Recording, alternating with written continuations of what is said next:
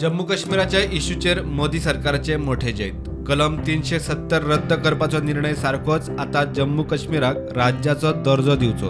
30 September 2024 मेरेन विधानसभा वेंचणूक घेवची म्हूण सुप्रीम कोर्टान जम्मू काश्मीर हो भारताचोच भाग म्हूण स्पश्ट केले. केंद्राच्या दरेक निर्णया आड कोर्टात वचपाची गरज ना.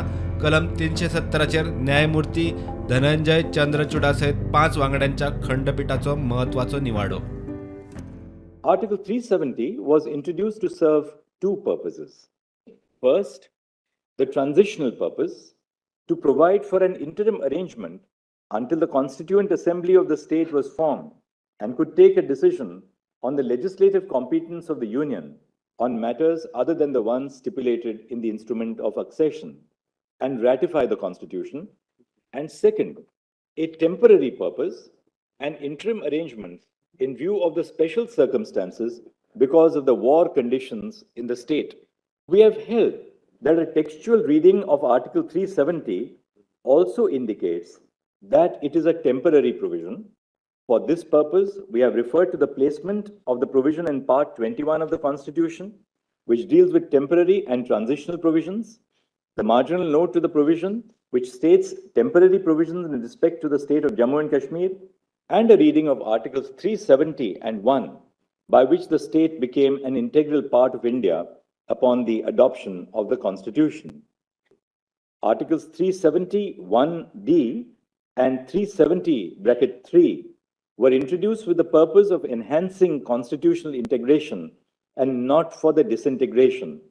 So, the power under Article 371D and Article 370 Clause 3, even when exercised to its fullest extent, does not freeze the system of integration contemplated by Article 370, but is rather intended to enhance constitutional integration between the Union and the state of Jammu and Kashmir.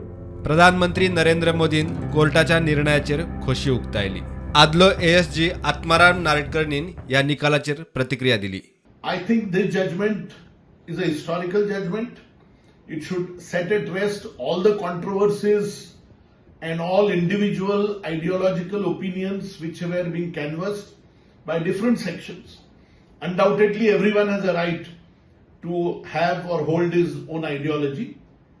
Everyone has a further right to have his or her own opinion in the matter. But once the apex court has spoken and delivered a judgment, that too through its constitution bench, considering all aspects of the matter, I think this whole controversy should set at rest and everyone must respect the judgment, accept the judgment and follow the judgment in its letter and spirit. Bureau Report, Prudent.